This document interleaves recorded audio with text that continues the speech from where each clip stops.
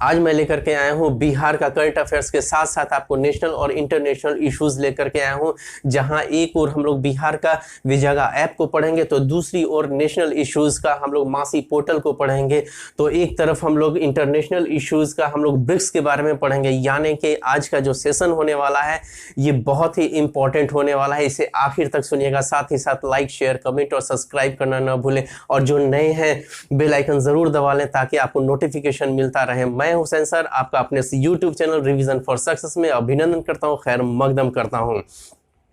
ये जितना भी मैं आपको बोर्ड पे जो लिखता हूं उन सब सारे चीज़ों का आपको MCQ मेरे Telegram channel revision for success 23 में मैं दे देता हूं, ताकि आप यहां पर जो हमारे ज़रिए जो सुने हुए रहते हैं और कुछ ऐसे भी डाटा होते हैं जो यहाँ पर नहीं लिखे हुए रहते हैं लेकिन मैं बोलता हूँ, उन सब चीज़ों का भी MCQ बना करके मैं अपने Telegram channel revision for success 23 में डाल देता हूँ, ताकि आप लोगों को यहाँ पर सुना हुआ एक बार रिवीजन हो जाएगा। यहाँ पर सुन लेते हैं, फिर दूसरी बार आप उसको MCQ से लगाएंगे तो आपको रिवीजन होगा।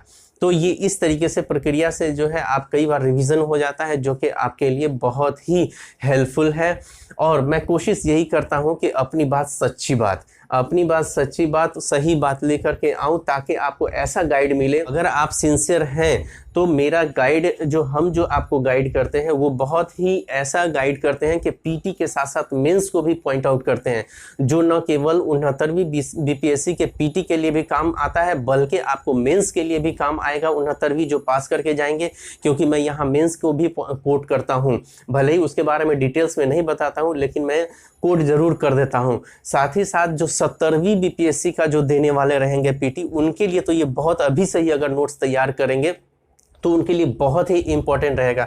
साथ ही साथ जो अभी जैसे मैं करंट में जिस तरीके से करा रहा हूं, तो ये इस तरीके से सिलसिला आगे तो चलता रहेगा। और बैक में कुछ बचा हुआ है हमारा, जो लोग थोड़ा सा परेशान हैं कि हाँ कि बैक वाला, तो मैं फिर बोल रहा हूं कि 31 अगस्त तक आपको बैक वाला, चाहे वो 15 दिन का वीडियो बना लूँ या 1 हफ्ते का वीडियो बना करके आपको जो जनवरी वाला महीना का है उसको मैं ख़त्म करूँगा। फरवरी का कुछ है और बीच में मई का है, जुलाई का है, इसमें कुछ है जो कि मैं वो हफ्ता भर का लेकर के आकर के आपको 31 अगस्त तक मैं आपको उसको कंप्लीट करके आपके सामने में ला दूंगा।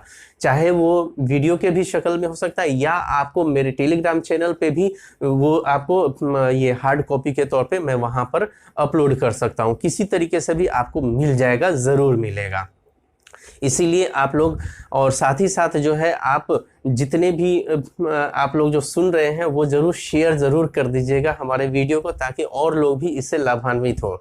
और मैं फिर कहूँगा कि जितना सिंसियर, जितना गंभीर अगर स्टूडेंट है और जितना गाइड करने वाला गंभीर है तो आपको रिजल्ट एकदम 100% श्योर होगा। इसलिए मैं जो भी कह रहा हूँ, जो भी बताता हूँ वो बड़े दिल से बताता हूँ और सही चीज़ों को इंडिकेट करता हूँ, क्योंकि आपको पीटी पढ़ाने के लिए आप बहुत सारे कोचिंग में चले जाएंगे, लेकिन पीटी के दौरान ये नहीं बताने जाएंगे कि ये मेंस में भी करने के लिए ये इंपॉर्टेंट है या निबंध के लिए भी इंपॉर्टेंट है।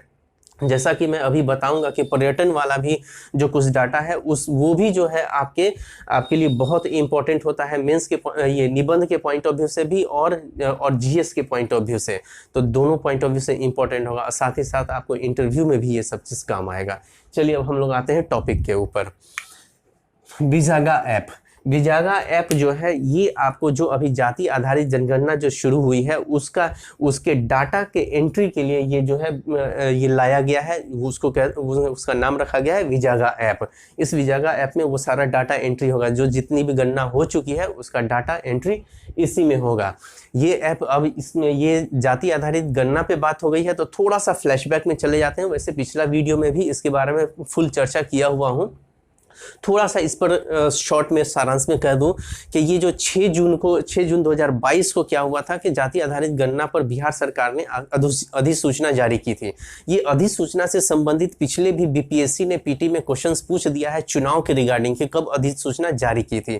तो ये अधिसूचना बहुत इंपॉर्टेंट है, मोस्ट इंपॉर्टेंट है कि 6 जून 2022 को जो है आपको ये जाति आधारित गणना का अधिसूचना जारी हुआ था बिहार सरकार के जरिए। तो एक ये पॉइंट याद रखिएगा। पहला चरण जो हुआ था आपको 7 जनवरी को स्टार्ट हुआ था और आपको 21 जनवरी तक हो चुका था, जिसमें पहले जो चरण में क्या हुआ था, तो घरों की गिनती हुई थी, उनकी संख्या की गिनती हुई थी और एक यूनिक ये नंबर दिया गया था उन लोगों को।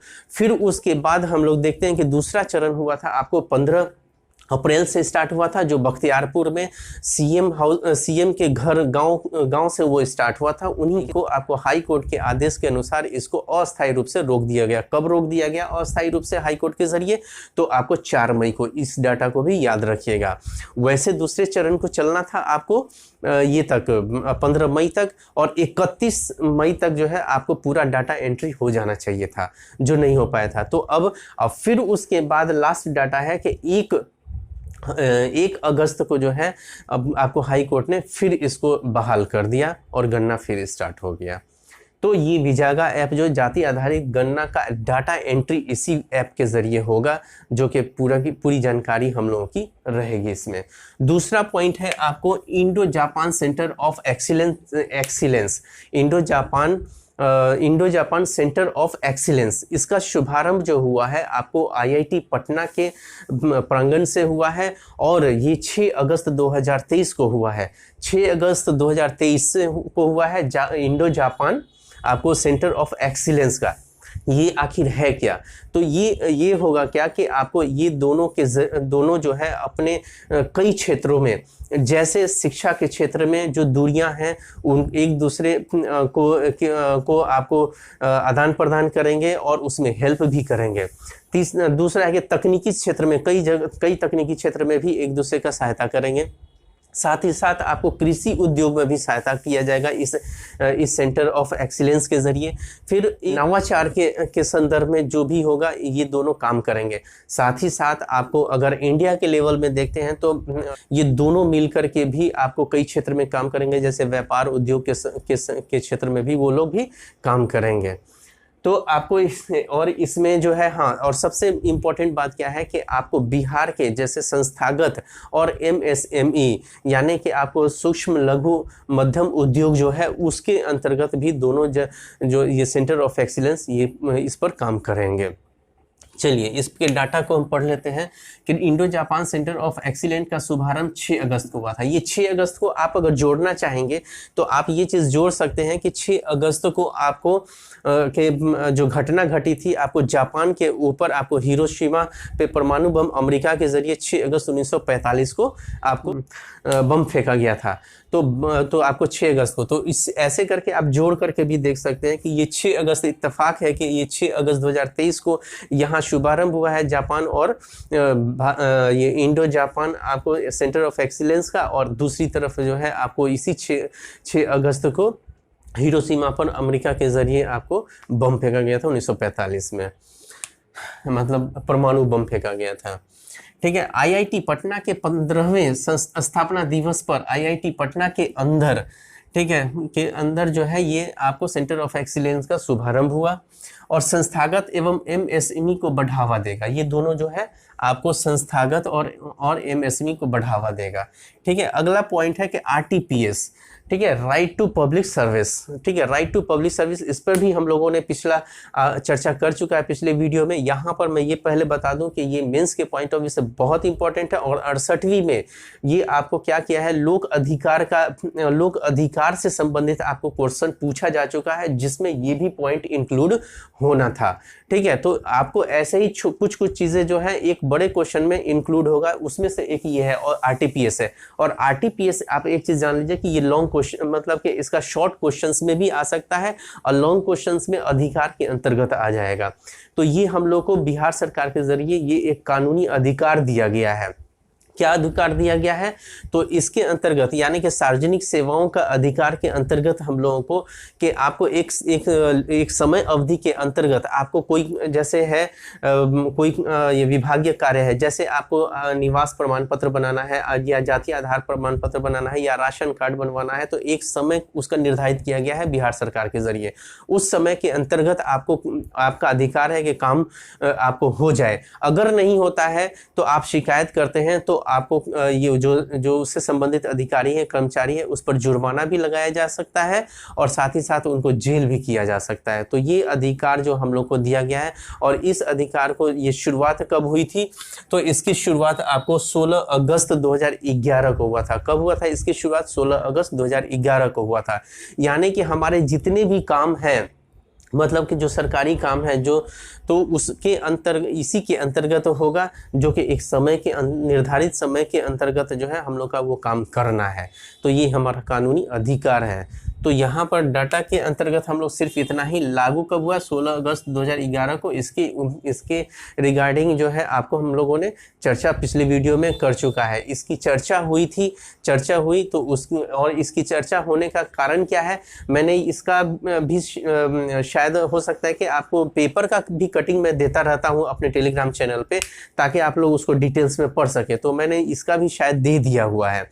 तो आपको ये जो है चर्चा में आया क्यों था? तो चर्चा में इसलिए आया था कि बहुत ऐसे जो जिला हैं वो अपने अपने क्षेत्र में जो है, जो जिलाधिकारी है, इसको इम्प्लीमेंट जो है कितने स्तर से करवा रहा है। हर महीने रैंकिंग होता है, आरटीपीएस का हर महीने रैंकिंग होता है, जो लगातार जो है अभी पिछले आपको 6 महीने में 3 बार खगड़िया टॉप पे रहा है, लेकिन पटना टॉप पे नहीं पहुंच पा रहा है। तो इसके लिए प्रयास किया जा रहा है, इसी वजह से ये चर्चा में आया हुआ था, तो इसीलिए मैंने इसे दिया है।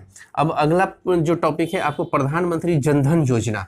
ठीक है, प्रधानमंत्री जनधन योजना जो है, आपको इसकी शुरुआत जो हुई थी 28 अगस्त 2014 को।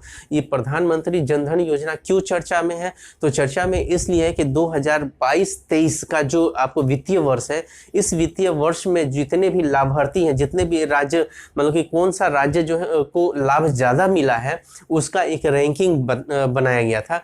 तो उसमें जो सबसे नंबर 1 पर जो रहा है, जो लाभार्थी हैं ये वित्तीय वर्ष 2022-23 में, तो वो बिहार नंबर 1 पे है, यूपी दूसरे नंबर पे है और तमिलनाडु तीसरे नंबर पे है। यानी कि प्रधानमंत्री जनधन योजना जो कि आपको 28 अगस्त 2016 को इसका शुभारंभ किया गया था। 28 अगस्त 2016 नहीं 14, 28 अगस्त 2014 को इसका शुभारंभ किया गया था। और इसके डाटा के ऊपर अब आते हैं कि वित्त वर्ष 2022-23 के दौरान PMJDY यानी कि प्रधानमंत्री जनधन योजना का लाभार्थियों में बिहार नंबर 1 पे रहा है, यूपी नंबर 2 पे रहा है और तमिलनाडु नंबर 3 पे रहा है। मोस्ट इंपॉर्टेंट क्वेश्चन है पीटी के पॉइंट ऑफ व्यू से। ठीक है, अगला जो चलते हैं कि junior Asian wushu championship. Junior Asian wushu championship जो है ये आपको चीन में होगा, आप चीन के मकाऊ में होगा। और ये कब होगा? तो 14 अगस्त यानी कुछ दिनों के बाद 14 अगस्त से 21 अगस्त तक होगा, जिसमें भारत का जो प्रतिनिधित्व कर रहे हैं वो राहुल कुमार कर रहा है, जो कि बिहार के आरा का है। वो बिहार के आरा का है, जो कि आपको इस वुशु चैंपियनशिप जो है, जूनियर एशियन वुशु चैंपियनशिप का आपको ये प्रतिनिधित्व कर रहा है। तो ये पीटी फैक्ट के पॉइंट ऑफ व्यू से बहुत इंपॉर्टेंट है। राहुल कुमार वहां पर जा रहे हैं, बिहार का आरा है, तो ये बहुत मोस्ट इंपॉर्टेंट है। सर्व जन दवा सेवन अभियान। ठीक है, सर्व जन दवा सेवन अभियान जो कि हम लोगों ने पहले भी इसके लिए पढ़ लिया है, ये स्वास्थ्य के अंतर्गत ये आएगा। ये पिछला वीडियो में भी हम लोगों ने पढ़ा है। ये फिर चर्चा में क्यों आया न्यूज़पेपर में? तो चर्चा में आने का कारण क्या है कि आपको एक ये सर्वे के अनुसार ये पता चला कि पूरे भारत में बिहार में 18% जो है फाइलेरिया से ग्रसित संख्या है, जो लोग ग्रसित हैं।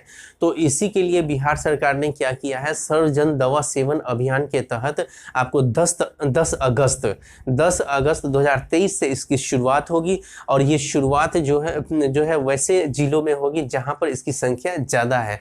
लगभग 11 जिला हैं जिनमें ये संख्या ज़्यादा है, तो वहाँ इसकी शुरुआत होगी। इसके अंतर्गत बिहार सरकार को जो इस स्वास्थ्य विभाग को जो सहायता करेगा वो पंचायती राज विभाग सहायता करेगा। उसके जो आपको ये मुखिया है, उसके अंतर्गत जो मुखिया वगैरह है वो गांव-गांव में जाकर जागरूकता फैलाएंगे कि भैया फाइलेरिया से संबंधित जो दवा है उसको खाओ, उसका कोर्स को पूरा करो। तो इसकी जागरूकता फैलाई जाएगी, आपको बिहार सरकार के स्वास्थ्य विभाग के जरिए ये किया जा रहा है। तो यहाँ पर डाटा क्या है, सर्व जन दवा सेवन अभियान प्रारंभ कब? 10 अगस्त 2023 से। और बिहार में देश का 18% मरीज फाइलेरिया से ग्रसित हैं। ठीक है, 18% फाइलेरिया से ग्रसित हैं। आपको इसका सबका MCQ मिल जाएगा। और साथ ही साथ लाइक जरूर कीजिएगा, लाइक आप लोग बहुत कम करते हैं, लाइक जरूर कीजिए। अब अगला पॉइंट है आकांक्षा। आकांक्षा क्या है, तो ये एक आपको हॉस्टल है, ये महिलाओं के रहने के लिए। इसको जो है आपको नारी शक्ति योजना के अंतर्गत ये आकांक्षा जो है इसका नाम दिया गया है, जो कि आपको आवासीय हॉस्टल है। आवासीय हॉस्टल को इस बार इसका नाम जो दिया गया आकांक्षा दिया गया है। इसके अंतर्गत क्या है कि आपको जो कार्यरत, जो बिहार सरकार के अंतर्गत कार्यरत महिला है जिनकी सैलरी जो है 20,000 से 50,000 तक के बीच में है, तो उनको कुछ शुल्क लेकर के इस आवासीय हॉस्टल में जो है आपको रहने के लिए उनको दिया जाएगा। तो उसके लिए बिहार सरकार ने ये नारी शक्ति योजना के अंतर्गत ये बिहार सरकार ने अभी हाल में ही इसको स्टार्ट किया है। तो क्या है आकांक्षा, ये नारी शक्ति योजना के तहत फिर से स्टार्ट किया गया। ये पहले भी चल रहा था, लेकिन इसका नामकरण जो है आकांक्षा ये इस बार रखा गया है। आकांक्षा आवासीय हॉस्टल है महिलाओं के लिए, ठीक है, इसको ध्यान में रखिएगा। यानी कि महिलाओं को सुरक्षित रखने के लिए, सुरक्षा प्रदान करने के लिए, या महिलाओं के लिए बिहार सरकार जो अभी कर रही है, तो यानी कि ये आपको अगर निबंध में नारी शक्ति बिहार सरकार और नारी शक्ति या नारी शक्ति योजना, तो इस पे अगर आएगा लिखने के लिए तो निबंध में भी लिख सकते हैं, और इससे ये जो है मेंस जीएस में भी आ सकता है इस पर क्वेश्चन, ये उसमें पॉइंट पुट कर सकते हैं, ठीक है, जो भी महिला के रिगार्डिंग अगर कोई आएगा क्वेश्चन। तो अगला पॉइंट है प्रवासी मजदूर दुर्घटना योजना। प्रवासी मजदूर दुर्घटना योजना ये भी बिहार सरकार के जरिए बहुत ही अच्छी योजना है, जो कि आपको वैसे मजदूर जो बिहार से बाहर, वैसे मजदूर जो बिहार से बाहर यानी कि आपको दूसरे राज्य में या विदेश में जो कार्यरत हैं, जो जाते हैं एज ए मजदूर के तौर पे, एज ए लेबर के तौर पे जो जाते हैं, तो वैसे लोगों के लिए बिहार सरकार ने योजना बनाया है कि अगर दुर्घटना में अगर किसी व्यक्ति की मौत हो जाती है, तो आपको क्या होगा, तो आपको बिहार सरकार 2 लाख रुपया देगी, जो कि पहले जो देती थी आपको सिर्फ 1 लाख रुपया देती थी, उसको बढ़ा करके 2 लाख कर दिया गया है। अगर अस्थायी रूप से अपंगता हो जाता है दुर्घटना के दौरान, तो उसको बिहार सरकार 1 लाख देगी, जो कि पहले जो है 75,000 रुपया देती थी। और अगर आंशिक रूप से अपंगता हो जाता है दुर्घटना के दौरान, तो उसको बिहार सरकार 50,000 देगी, जो कि पहले जो देती थी 37,500 रुपया देती थी। तो ये जो है बिहार सरकार ने जो मजदूरों के लिए, लेबर के लिए, श्रम के लिए जो है, श्रमिक के लिए ये काम कर रही है। तो आपको अगर श्रमिक के अंतर्गत, मजदूर के अंतर्गत कोई अगर क्वेश्चन आएगा, तो आपको इसके रिगार्डिंग आपको ये डाटा को ऐड कीजिएगा तो बहुत अच्छा आएगा, और पीटी के पॉइंट ऑफ व्यू से इम्पोर्टेंट है। और एक चीज़ और बता दूं कि मजदूर के रिगार्डिंग और भी पिछले वीडियो में कई बातें हम लोगों ने पढ़ रखा है, उसको भी आप देख सकते हैं। चलिए, जिन लोगों ने नहीं देखा है वो लोग आप लोग देख लीजिएगा। अगला पॉइंट है, आपको इसको पढ़ लेते हैं कि प्रवासी मजदूर दुर्घटना योजना लागू कब हुआ, तो 1 अप्रैल 2008 को हुआ। इसको लागू कब हुआ पीटी के पॉइंट ऑफ व्यू से, 1 अप्रैल 2008 को ये प्रवासी मजदूर दुर्घटना योजना जो है लागू हुआ था, 1 अप्रैल 2008 को हुआ था। दुर्घटना में मौत तो मुआवजा मिलेगी 2 लाख रुपया, पहले 1 लाख रुपया था। अस्थायी अपंगता अगर रहेगी तो 1 लाख रुपया, और पहले था 75,000 रुपया। आंशिक रूप से अगर अपंगता है तो 50,000 रुपया अभी मिल रहा है, अब मिलेगा, जो कि 37,500 रुपया मिलता था। तो ये जो है दुर्घटना के दौरान, तो ये डाटा है जो कि आपको पीटी के लिए भी इम्पोर्टेंट है और मेंस के लिए भी इम्पोर्टेंट है। अब आते हैं विरासत सुरंग।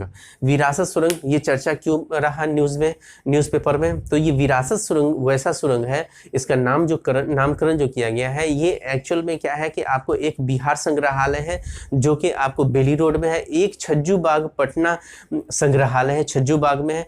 तो उनके बीच में 1.5 किलोमीटर का फासला है, उसके नीचे नीचे आपको ये सुरंग बनेगा, ताकि कोई भी व्यक्ति जिसको भी ये संग्रहालय देखना है तो एक टिकट पे दोनों संग्रहालय को देख सकता है। इसके अंदर आने और जाने का आपको रास्ता बनाया जाएगा, और ये रास्ता जो निर्माण कार्य जो है आपको दिल्ली मेट्रो रेल कॉरपोरेशन को ये दिया गया है। और ये अब हम लोग इसको कहाँ पर, तो ये पर्यटन वाले अगर में निबंध में आता है, पर्यटन के बारे में निबंध में आता है, या आपको जीएस में आता है, तो आप यहाँ पर ये दे सकते हैं मेंस के पॉइंट ऑफ व्यू से।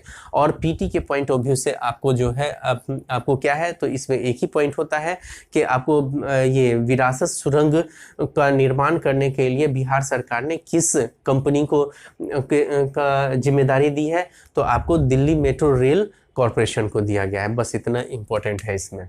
अगला आते हैं मासी पोर्टल। मासी पोर्टल क्या है? तो मासी पोर्टल जो है, जो भारत सरकार के जरिए ये एक ऐसा पोर्टल लाया गया है जो कि आपको बाल संरक्षण से संबंधित, मतलब कि आपको जो देश भर में जितने भी बाल से संबंधित संस्थाएं हैं, मतलब कि बाल सुरक्षा से संबंधित संस्थाएं हैं या बाल बच्चों के देखभाल से संबंधित जो भी संस्थाएं हैं, उन पर निगरानी करने के लिए ये मासी पोर्टल को लाया गया है। मासी पोर्टल का कॉन्सेप्ट देखिए कि कैसा, कितना बढ़िया कॉन्सेप्ट है। आप जानते हैं, अगर एंशिएंट इतिहास में जाते हैं तो देखते हैं कि गौतम बुद्ध की माँ, जब वो जैसे ही पैदा हुए थे, उनका जन्म हुआ था, तो उसके बाद गौतम बुद्ध की माँ का देहांत हो गया था। देहांत होने के बाद उनकी जो है मौसी जो है, जो आपको प्रजापति गौतमी, वो उसकी देखभाल की थी। तो देखभाल कौन की? तो उनकी मासी की, गौतमी प्रजापति। तो उसी कॉन्सेप्ट पे यहाँ पर मासी पोर्टल है, यानी कि मासी जो होती है वो सेवा के भाव से सेवा करती है और दिल से करती है। तो इसलिए ये मासी पोर्टल का कॉन्सेप्ट आया। बच्चों के देखभाल करने वाले जो संस्था है उस पर निगरानी के लिए इसको मासी पोर्टल को लाया गया है।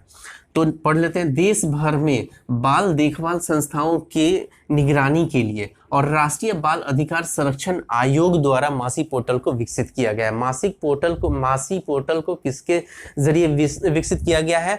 तो आपको राष्ट्रीय बाल अधिकार संरक्षण आयोग के जरिए ये आपको इसका विकास किया गया है, इसका विकसित किया गया है। ठीक है, विकास नहीं, विकसित किया गया है इस पोर्टल को, मासी पोर्टल को।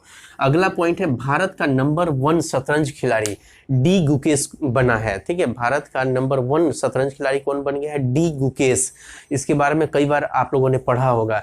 ये विश्वनाथन आनंद जो कि आपको जो कि नंबर 1 पे हुआ करते थे, उनको हरा करके ये डी गुकेश जो है नंबर 1 बन गया है। इसको याद रखिएगा। अब आते हैं अगला, ब्रिक्स सम्मेलन। ब्रिक्स शिखर सम्मेलन जो है आपको ये जो अगला जो होने वाला है, ये आखिर चर्चा में क्यों हुआ? तो चर्चा में इसलिए आया ब्रिक्स सम्मेलन क्योंकि आपको हमारे प्रधानमंत्री के बारे में ये अफवाह फैलाया गया है, पूरे अंतर्राष्ट्रीय स्तर पर अफवाह फैलाया गया है कि ये इस शिखर सम्मेलन में पार्टिसिपेट नहीं करेंगे। तो इसकी वजह से ये चर्चा में आया। तो ब्रिक्स सम्मेलन जो इस बार होना है वो दक्षिण अफ्रीका के आपको जोहानिसबर्ग में होना है। इसको ध्यान में रखिएगा। कब होगा? तो आपको 22 अगस्त 2023 से इसको आरंभ होना है और फिर उसके बाद इसमें जो ये 15वां संस्करण है। आपको एक इसमें का रोचक तथ्य बता दें कि ब्रिक्स का जो भी सम्मेलन होता है उसके नाम के अकॉर्डिंग होता है। ठीक है, जैसे साउथ अफ्रीका हुआ तो एस से है साउथ अफ्रीका का होगा। इससे पहले जो हुआ था वो चाइना में हुआ था, चीन में हुआ था। ठीक है, अब जो इसके बाद जो होगा वो ब्राजील में होगा, बी से, मतलब ये कंटिन्यूटी बनता है। ब्राजील के बाद रूस होगा, फिर इंडिया होगा, फिर चाइना होगा, फिर साउथ अफ्रीका होगा। तो ये इसका एक रूल बना हुआ। इसका गठन जो हुआ है वो कब हुआ है? तो 2009 में इसका गठन हुआ है। तो वो ध्यान में रखिएगा। इसका थोड़ा सा बैक से थोड़ा सा डाटा हम लोग जान लें। 2009 में इसका गठन हुआ और फिर 2010 में जो है, ये पहले ब्रिक के नाम से था और इसमें एस जुड़ गया, ब्रिक्स। वो 2010 में साउथ अफ्रीका आया तो ब्रिक्स बन गया। तो 2010 में वो ब्रिक्स बन गया। इसका ये ब्रिक्स देशों का जो बैंक है, जिसको ब्रिक्स बैंक भी बोलते हैं या न्यू डेवलपमेंट बैंक भी बोलते हैं, इसका मुख्यालय आपको चीन के संघाई में इसका मुख्यालय भी बनाया गया है।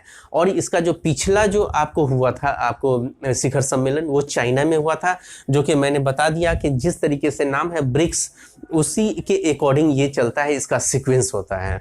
तो आपको और ये 15वां संस्करण था। ठीक है, अगला जो होगा आपको वो ब्राजील में होगा, वो 16वां संस्करण होगा। 14वां जो संस्करण हुआ था वो चाइना में हुआ था। और इस ब्रिक्स सम्मेलन की एक और खास बात है कि आपको यहाँ पुतिन जो है व्यक्तिगत तौर पे उपस्थित नहीं रहेंगे, वो वीडियो कॉन्फ्रेंसिंग के जरिए ही ये उपस्थित रहेंगे। क्यों रहेंगे? तो उन पर आईसीसी वारंट जारी किया गया है। अगर वो दक्षिण अफ्रीका में पहुंचे तो उनको गिरफ्तार कर लिया जाएगा। ये आईसीसी वारंट क्या है, इसके बारे में मैं एक डिटेल्स में एक वीडियो लाऊंगा, तो वहां पर इसके बारे में मैं बताऊंगा। ये मेरा पूरा वीडियो अगर आपको पसंद आया होगा तो लाइक, शेयर, कमेंट और सब्सक्राइब करना ना भूलें। All the best.